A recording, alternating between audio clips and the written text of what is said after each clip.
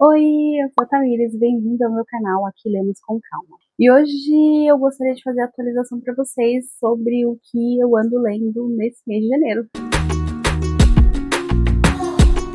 Bom, nesse mês de janeiro, que é um mês que tá, meu Deus, um calor insuportável. Aqui em São Paulo, às vezes, faz tanto calor que a gente quer morrer, porque estamos muito longe da praia. Esse mês de janeiro, ele veio me surpreendendo de muitas formas. Geralmente, no mês de janeiro, eu faço muitas leituras, coisa que esse mês eu não fiz. Ando lendo coisas inéditas. Gastei um bom tempo fazendo a minha planilha, né? Eu fiz a minha planilha lá no Excel, como eu disse que faria, já que o Scooby, ele me deixou muito triste com muitas coisas. E nessa planilha eu percebi que realmente muitos livros meus não estavam lá e os que estavam não estavam mais com as suas datas de quando eu tinha feito essa leitura. O site tá uma porcaria, você vai clicar no site, demora horas para carregar, às vezes você faz uma busca, ele não entende a sua busca. O aplicativo tá um pouco melhor, mas ainda assim muitas datas de leituras não existiam mais. Tava às vezes só o ano, mas não estava o mês, ou às vezes nem nenhum nem outro. Tava lá que eu li, mas li quando, né? E aí eu tive que usar minha mente, que é péssima para poder lembrar quando que eu li, mas consegui concluir a planilha. Levei aí o final do ano todinho para concluir a planilha e não fiz nenhuma leitura no final do ano, né? Eu tava lendo Warbreaker, como vocês sabem. Comecei a fazer a leitura, parei ali mais ou menos na página 400, quando a gente estava no dia 25, acho que 25, 26 de dezembro, mais ou menos. Dava para continuar, mas parei para poder fazer a atualização dos livros. Então, iniciei o livro fazendo a leitura de Warbreaker e terminei com êxito. E gostei bastante dessa história, que a gente tem uma história de um reino, passa no universo da Cosmere, do Brandon Sanderson. Então, se você conhece de Brandon Sanderson, você sabe o que é Cosmere. Se você não conhece, você tá aí, né, tipo que nem eu, que só tinha conhecimento de Caminho dos Reis, e fiquei patinando em muitas páginas aqui desse livro. Esse livro, mais ou menos, lá para a página, talvez, 300, 400, acho que foi lá para a página 300 e pouco, que eu comecei a entender mais ou menos como é que funcionava, e vi que na parte de trás, que deveria ser no começo do livro, tem uma explicação sobre os poderes. E eu patinando sem entender nada. Porque é bem diferente os poderes que tem aqui é diferente dos poderes que tem no Caminho dos Reis, porque se passa dentro do mesmo universo, mas a gente está em outros países desse mesmo universo. E aí a gente tem dois países, que é o país de Haladren e o país de Idris. Esses dois países, eles costumavam estar em guerra, né? Teve uma multiguerra entre também outros países, e eles acabaram se separando, Haladren e Idris. Idris tem um reino, né?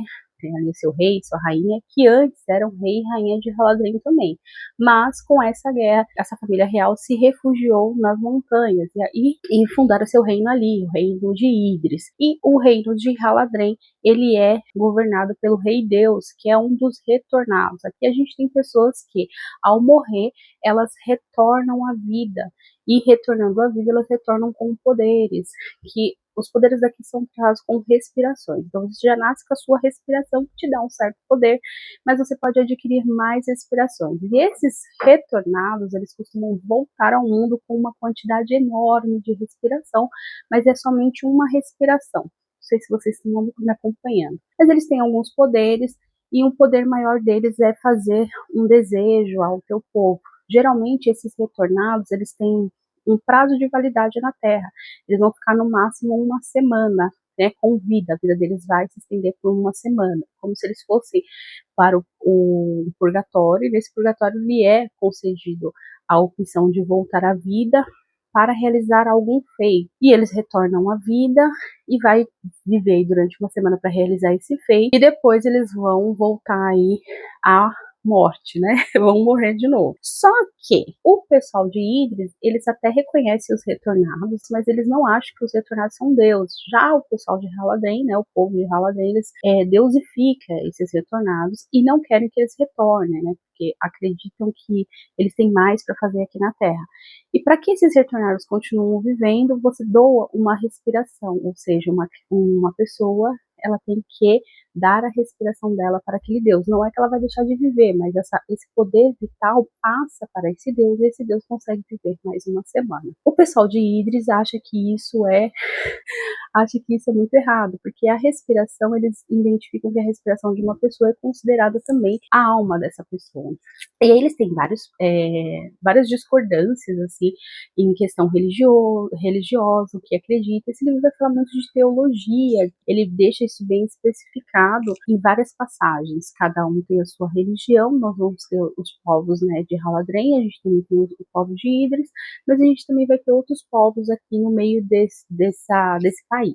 Mas o grande paranauê desse livro é que, durante esse período de Warbreaker, que a guerra está pausada, foi, né, concedido ao reino de Idris essa paz temporária, contando que eles cedessem a sua filha primogênita para o Rei Deus, para casar com ele, porque o Rei Deus é o único dos deuses retornados que pode ter filhos. Querem, né, que ele case com a rainha de Idris, para que assim tenha uma linhagem real. O rei, né, de Idris, ele acaba cedendo a esse tratado, mas ele não quer entregar a sua princesa, né, a filha dele primogênita, que é a Vivena. Ele não quer entregar a Vivena e ele acaba entregando a filha mais nova, que é a Ciri, porque a Ciri não tinha um papel específico dentro da corte, ela era meio que desprezada, então ela vivia a vida dela lá meio que, ninguém tá prestando atenção em mim mesmo. Só que o rei acaba mandando a Ciri para esse outro reino no lugar da Vivena. A Vivena não gosta muito disso e acaba indo atrás da irmã, que ela acha que a irmã vai se dar muito mal na corte e ela acha que tem que salvar essa irmã. Então, a partir desse momento que a Ciri sai de Idris e depois a Vivena sai de Idris para ir atrás da Ciri em Haladren, não que as duas se encontrem imediatamente, a gente passa a ter uma perspectiva do livro somente de Haladren.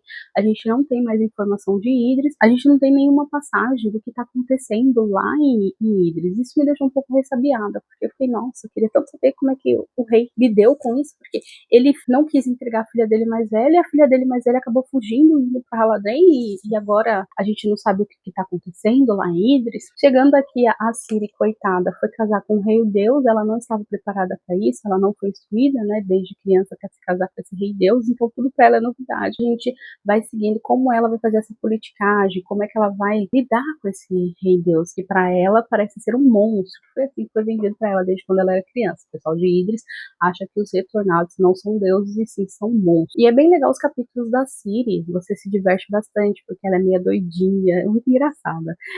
Eu gostei bastante. A gente também tem a perspectiva de um dos deuses retornados, que é o deus Canto de Luz. Esse deus é muito engraçado, porque ele retornou, mas ele não se acha um deus, então ele fica questionando os seus empregados o tempo inteiro, como se ele fosse um falso deus. E aí ele não acredita que ele é um deus, ele acha que é tudo invenção deles, e ele fica o tempo todo testando esses limites. É muito engraçado o Canto de Luz, mas ao mesmo tempo é um livro muito lento. Eu achei a narrativa um pouco mais lenta do que costuma ser os livros do Brandon Sanderson, e parecia que eu estava lendo um livro introdutório. Depois, mais tarde, eu descobri que realmente se trata de um livro introdutório, porque até então parece que vai ter um segundo livro, que o Brandon Sanderson promete fazer, vai escrever, né, esse segundo livro, a partir do momento que ele terminar de escrever sobre os relatos das tempestades lá em Caminho dos Reis, que ainda falta um tanto de tempo, porque pelo que eu ouvi falar seriam 10 livros. Mas eu gostei muito desse livro, teve bastante marcações, teve muitos momentos engraçados, principalmente quando o Canto de Luz estava aqui,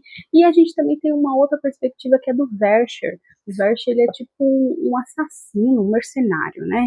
Até então ele é mostrado pra gente dessa forma. Tanto que o primeiro capítulo já prende a gente porque o Versher está numa dessas missões em que ele invade uma cadeia, mata um monte de gente e acaba roubando a respiração, ou meio que obrigando um cara a dar uma respiração para ele. Esse cara tinha muitas respirações, ele era bem poderoso. E aí você vai seguindo toda a história do Versher, mas é muita pouquinha coisa, assim, são migalhas, e você fica muito curiosa sobre ele. O livro em si, ele me pegou de uma forma, porque até então todas as pessoas estavam dizendo que a personagem Vivena era uma chata. E eu não achei ela uma chata, achei ela até muito realista. Mas eu gostei bastante da Vivena, achei a Vivena bem engraçada, não engraçada, mas muito pé no chão, com os objetivos, e quando ela percebia que ela realmente era uma pessoa egoísta, né, porque ela é, ela toma isso como verdade e ela aceita, ela não fica se escondendo atrás de moralidade. Quando ela percebe que a Ciri foi no lugar dela como que vai ser a rainha, que ela tem uma utilidade, ela fica pensando, mas e todos esses anos que eu doei da minha vida, não vão valer de nada? E ela não gosta muito disso, e esse é um dos motivos que ela vai lá socorrer a Ciri, não porque ela estava muito preocupada com a Ciri, tanto porque demora muito tempo para ela ter o contato em si com a Ciri. Mas é isso, gostei bastante dessa leitura do Brandon Sanderson, tô ansiosa para quando é que ele vai escrever esse outro livro, provavelmente vou ter que reler esse quando ele escrever o outro. Depois eu fui ler esse livro tchuquinho. Esse daqui é um dos livros pequenininhos também, com bastante informação. Ele tem aí as suas 58 páginas, sendo que acho que a história em si se passa em 50 páginas, que é o curioso caso de Benjamin Button.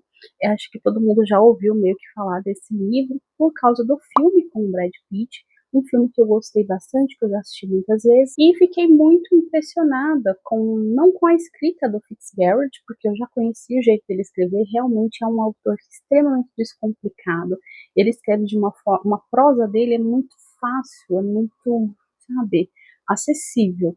É gostosa de ler, realmente. Ele não escreve de forma floreada, difícil, nada disso.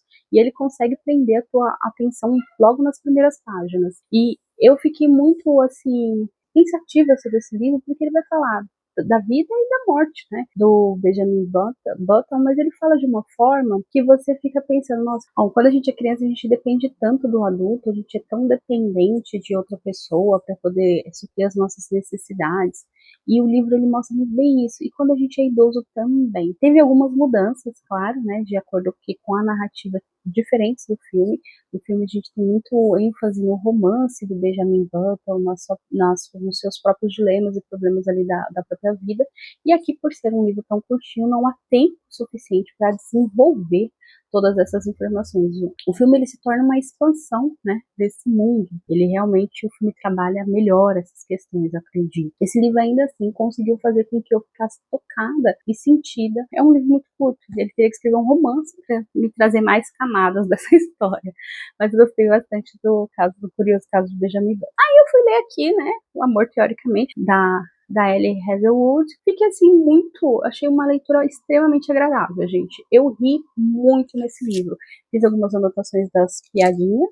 Eu faço pouquíssimas anotações, tá, pessoal? Eu anoto assim frases que eu achei engraçada, ou geralmente frases que eu achei muito foda, ou um pensamento ou um ponto que eu acho que define a personalidade do protagonista ou de algum personagem em questão, ou alguma decisão, ou em caso de livros que são de suspense, algo que tem a ver com o suspense em si. Então aí nesse caso eu faço mais marcações. Mas livros assim de romance, geralmente eu não faço tantas marcações. Esse foi uma surpresa ter marcado tanto, mas é porque é um livro que me fez rir muito. Aqui a gente vai falar sobre um romance assim bem bobinho. Então a gente tem a protagonista que é uma doutora em física teórica. Esse livro me lembrou muito The Big Bang Theory. Muito mesmo, parece uma fanfic de The Big Bang Theory, só que um pouco mais safada.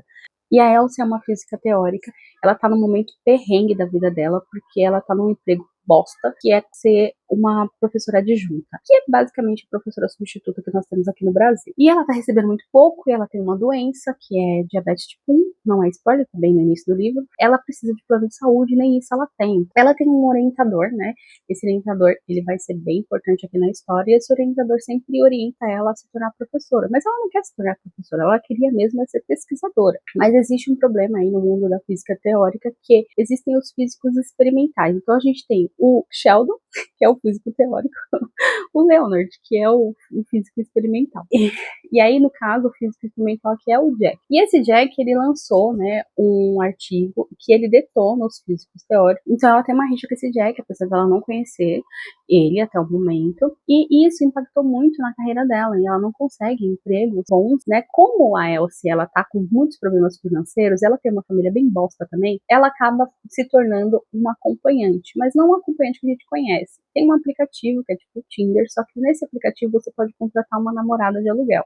Essa namorada de aluguel só vai servir pra apresentar pra quem você quiser, que ela se apresenta como sua namorada, mas não tem nada sexual nisso. Mas ela vai se apresentar como sua namorada, contar aquela mentira e fortalecer aquela mentira para que você tenha credibilidade lá com o seu grupo. E ela foi contratada pelo irmão, né, do Jack. E o Jack acredita que ela é, né, a namorada do irmão dele. Nisso ela não sabe que foi o Jack que lançou esse artigo. Ela acha que o Jack é professor de educação física. Só que a Elsie começa a participar de um processo seletivo, nesse processo seletivo para o MIT. Ela vai participar desse processo seletivo e ela descobre que o Jack é quem vai ser um dos professores que vai avaliá-la. E aí ela descobre que o Jack foi quem escreveu esse artigo teórico. E aí ela tá ferrada porque o Jack é o irmão do namorado dela, de aluguel, que mentirinha. Então esse é basicamente o plot da história. O que eu gostei bastante nessa história? Eu gostei porque a Elsie é uma protagonista muito engraçada. Ela é forte, para. Ela tem vários probleminhas ali com a família. Ela tem uma questão muito interessante que ela não sabe dizer não para as pessoas. E isso traz muitos problemas para ela. Muitos, muitos, muitos problemas. E aí é muito engraçado os problemas que ela se enfia por causa disso. E ao mesmo tempo, o Jack, ele é um personagem masculino assim, bem bonzinho. Ele tem todo um jeito parrudo e tudo mais, mas ele é bem bonzinho. E se tornou uma leitura extremamente agradável. O que eu não gostei nesse livro, porque sim, sempre tem alguma coisa que eu não gostei, mas eu não gostei lá no final do livro. A partir da página 250, a gente já tem um aprofundamento desse romance. Mas é um aprofundamento que foca somente nas relações físicas, se é que vocês me entendem. Eu achei muito ruim, por quê? A gente não tem toda aquela outra parte em que eles saem para jantar, vão ao cinema, vão conhecer outras pessoas. A gente até tem essas partes, mas eles ainda não estão namorando nesse período, quando eles fazem isso. Depois, quando eles começam, decidem, né, se namorar, né, ficarem juntos, ele já vai direto para as partes físicas. E aí a gente tem várias sequências dessas partes físicas, mas a gente não tem mais o desenvolvimento do romance em si. A gente não tem aquele desenvolvimento de problemáticas que costumam acontecer num relacionamento real. E isso me deixou um pouco... Durante todo o livro, a gente tem toda uma preparação para um plot, né, que vai ter lá no final, que é a mesma coisa que aconteceu em Hipótese do Amor. A gente tem um problema ali sério que costuma ter dentro dessa comunidade acadêmica, e a autora mostra esse problema pra gente. Então, desde o início, ela vai mostrando que ela vai jogar isso na nossa cara, mas quando ela joga, já é no final, não tem espaço para trabalhar isso. É um período, assim, muito curto, 20 páginas no máximo. E a resolução, ela é muito simples, mais uma vez.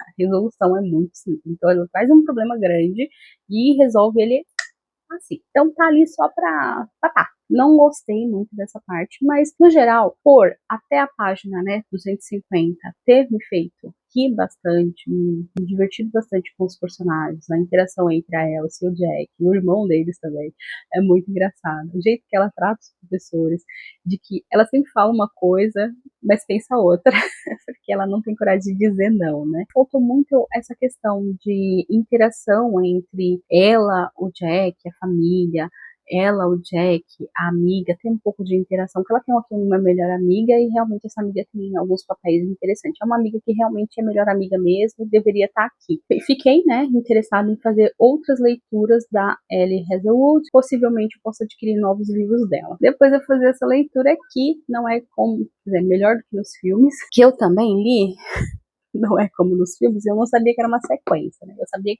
Eu imaginei que era a sequência, mas eu pensei que era com casais diferentes. E não é.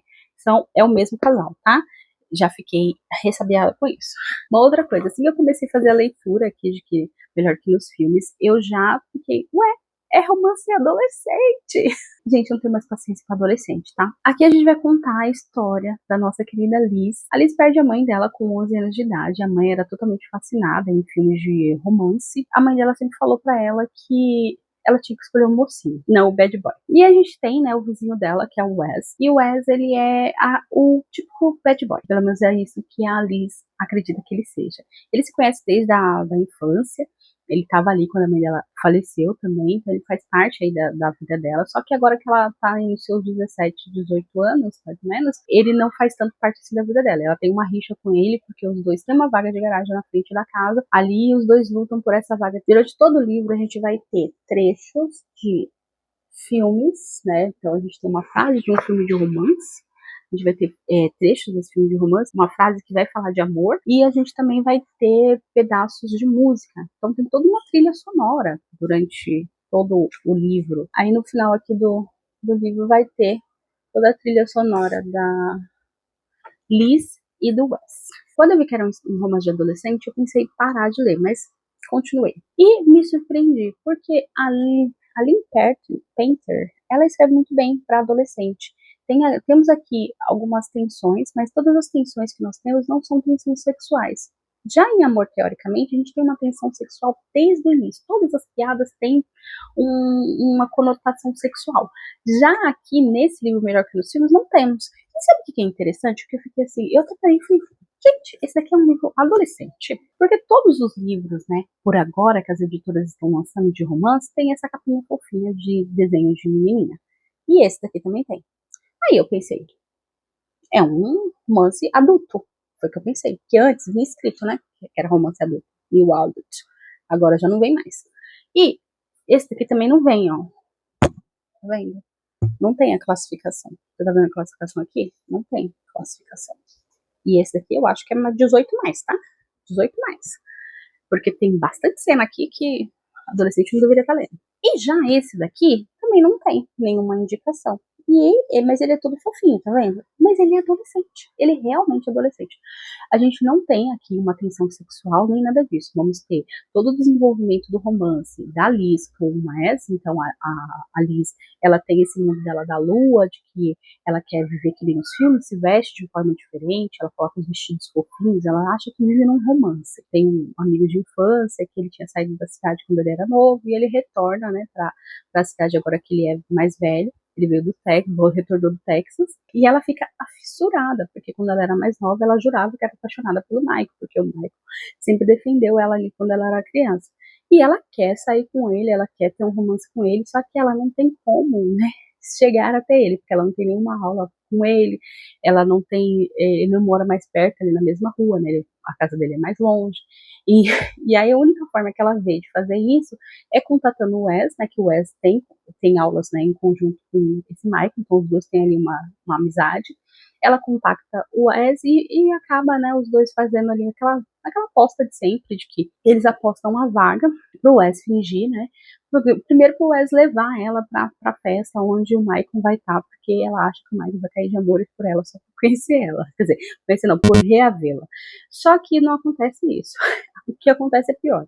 Além dela não conseguir de imediato conquistar o Michael, ainda fica parecendo que o Wes gosta dela e que os dois estão ali namorando e o Michael começa a tentar ajudar os dois. É um livro muito bem escrito, a gente não tem, mais uma vez, nenhuma tensão, nenhuma conotação sexual nesse livro, que eu gostei bastante. As piadas entre os dois é bem gostosinha. O único problema desse livro é a demora para acontecer. Mas eu acho que demora para acontecer por quê? Porque a autora está focando em público adolescente, eu não sou o público dela. Então, a gente tem aqui um problema que, gente, eu juro por Deus, a gente vai até esse livro tem 341 páginas. Na página 320, pelo menos ali na página 280, talvez, ocorre o primeiro beijo entre os dois. Depois, na página 320, é que realmente os dois se resolvem e falam, não, eu amo você, você me ama. Pronto, acabou. E aí a gente acabou o livro.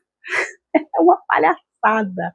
E o que mais me irritou nesse livro é todas as mentiras que a Alice conta. Então, a Alice começa com essa mentira dela ser namorada do Wes, mas não é verdadeiro.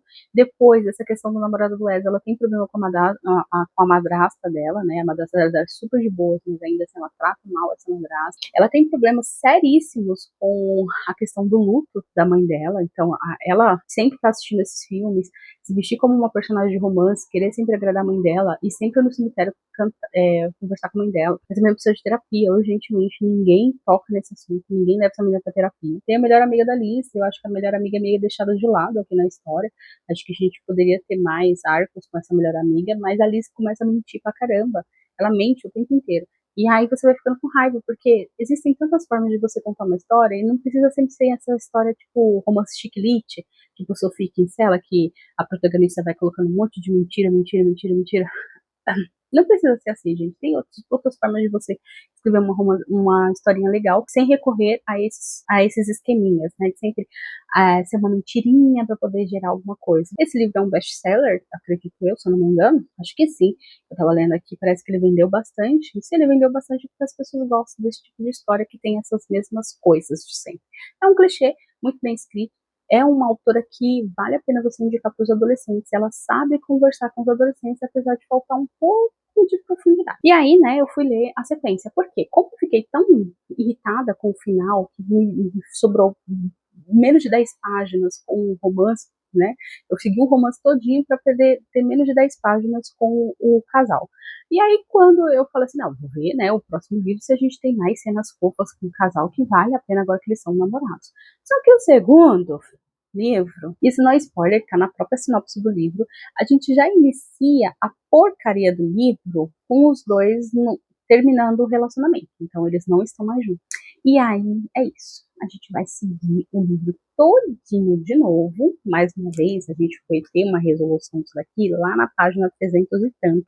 As 370, 397 foi quando eles se resolveram. E o livro acabou na página 416. Eu quis morrer. Deus me deu tanto ódio, porque você fica todo o livro com o Wes tentando reconquistar a Liz lá na faculdade. E meu Deus. Aqui, o que eu não gostei, além dessa questão da enrolação, né, do romance, eu achei que muitos personagens foram inseridos aqui na trama, e esses personagens também foram deixados de lado. E a Liz, ela retrocedeu muito em personalidade. Eu já achei muito esquisito ela não ter, né, sabe, esse problema que ela tinha com o luto, né? É umas coisas assim umas decisões que eu fico pensando assim, que a moça que editou esse livro, ela realmente leu, e aí ela falou assim, não, faz sentido aqui. Acho que não precisa trabalhar isso aqui, não. Então, eu sempre fico pensando nessas coisas. Realmente, as pessoas que leram antes, que tem aquela leitura sensível, a autora fala isso aqui nos agradecimentos, tem das leituras sensíveis, e fala também da editora dela, né? Que a editora dela fez ela escrever 3 livros antes de sair esse livro. Foram 3 versões.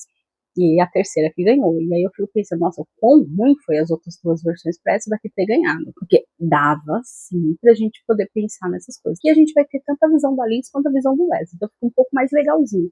E a gente vai ter um livro todinho do Wes tentando reconquistar a Alice, mas eles gastam muitas páginas. Ela gasta, né? A autora, essa autora que ela deveria escrever drama, e não romance. Porque ela é muito boa nos dramas, ela fica muito tempo gastando com as relações interpessoais, que não são importantes, e meio que esquece do casal principal. Então a gente tem pequenas interações entre o Wes e a Liz, mas essas interações eles ainda não são um casal, eles continuam não sendo um casal, porque o Wes está tentando reconquistar ela, e aí tem um monte de coisa que a Liz não sabe. Ai, e a Liz virou uma outra pessoa. Agora ela não é mais uma pessoa extremamente romântica, ela é a anti-romance. Então ela não se veste mais com vestidos fofinhos, ela sempre tá de roupas escuras. Ai, um outro grande problema para finalizar de vez essa duologia aqui é que a autora tem um sério problema com descrições de personagem. Então o personagem ele aparece, ela não me descreve o personagem. Ou senão, ela me deixa para me descrever esse personagem lá na frente, mas eu já imaginei outra coisa. E tem personagem que ela não dá nem ao trabalho de descrever. E as personalidades. Muitos amigos tanto do Wes quanto da Liz, eles têm praticamente a mesma personalidade. Então você fica. Tem hora que fala o nome de um, mas você acha que é outro, porque eles são praticamente a mesma coisa, eles não têm nada que diferencia um do outro. Parece que você está lendo o mesmo personagem, só que com um nome diferente. Então, para um adolescente, esses livros funcionam muito bem. Então, vou até guardar, porque quando a minha, né, chegar na idade adequada para essas leituras, eu acho que ela vai gostar muito. Durante todo o livro a gente tem, né, essas passagens dos filmes e vai citando filmes como Sally e Harry, que são filmes antigaços, que têm mais de 37 anos, né, gente? Eu tô fazendo 37 anos assim como eu, mas nem eu assisti esses filmes que vai citando aqui. Tem muitos filmes aqui que são citados que eu não assisti. E tem muitas outras coisas aqui que ela vai citando e vai deixando o livro muito datado. Eu fico pensando assim que daqui a 10 anos esse livro assim, vai ser tão fora de moda, porque ela colocou tantas referências de filmes. Mas é isso, gente. Essas foram as leituras que eu já fiz de janeiro. Me conta aí nos comentários o que vocês estão lendo, se esse ano promete ser o ano que vocês vão ler mais, ou se vocês estão aproveitando suas férias e não andam lendo nada, só estão assistindo e ficando de boa, que também é válido, tá? Momento de férias é momento de descanso também. Se você gostou desse vídeo, considere deixar o seu curtir, se inscreva no canal, deixe seu comentário e nos vemos no próximo vídeo. Tchau, tchau!